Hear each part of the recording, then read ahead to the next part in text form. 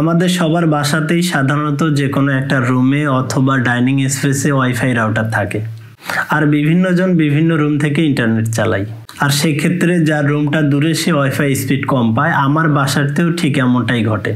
সেই জন্যই আজকের ভিডিওতে আমি দেখাবো ওয়াইফাই রাউটার দূরে থাকলেও কিভাবে আপনি ওয়াইফাই স্পিড বেশি পাবেন। শুরুতেই আমার ওয়াইফাইটার দিকে একটু খেয়াল করুন। আমার ওয়াইফাই রাউটারটা আমার থেকে মোটামুটি 20-30 হাত দূরে আছে, এই জন্য আমি একটু কম ওয়াইফাই পাচ্ছি। সুতরাং আমি এখন স্পিড কম পাচ্ছি, তো এই স্পিডটাই আমি বাড়ায় নিব। তো প্রথমে গুগল প্লে স্টোরটাকে ওপেন করে নেবেন। WPSAPP এটা লিখে সার্চ করবেন। এখান থেকে এই অ্যাপটাকে আমাদেরকে ইনস্টল করে নিতে হবে। তো আমি ইনস্টলে ক্লিক করে দিলাম। অ্যাপটা ইনস্টল হয়ে গেছে। এখন এখান থেকে ওপেন করে নিব। এবারে দেখুন নিচের দিকে একটা ফাঁকা ঘর আছে, এটাকে টিক মার্ক করে দিব। তারপর এখান থেকে কন্টিনিউ করব।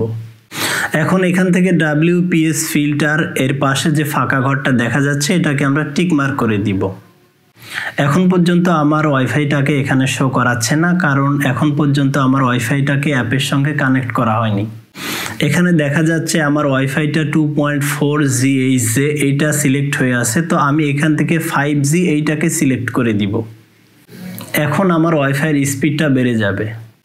5G সিলেক্ট করার পর উপরের দিকে যেই চিহ্নটা দেখা যাচ্ছে এইটাতে ক্লিক করে দিতে হবে।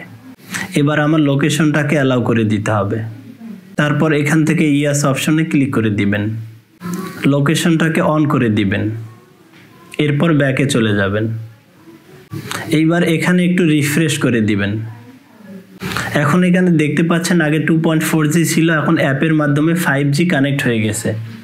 এবার উপরের দিকে একটু খেয়াল করুন, আমার ওয়াইফাইটাতে এটা আগে কিন্তু কম ছিল, এখন একদম ফুল স্পিডে পাচ্ছে।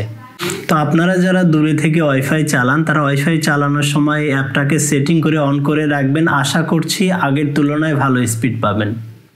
তো বন্ধুরা, আজ বিদায় নিচ্ছি। দেখা হবে পরবর্তী ভিডিওতে। সেই পর্যন্ত সবাই ভালো থাকবেন। আল্লাহ হাফেজ।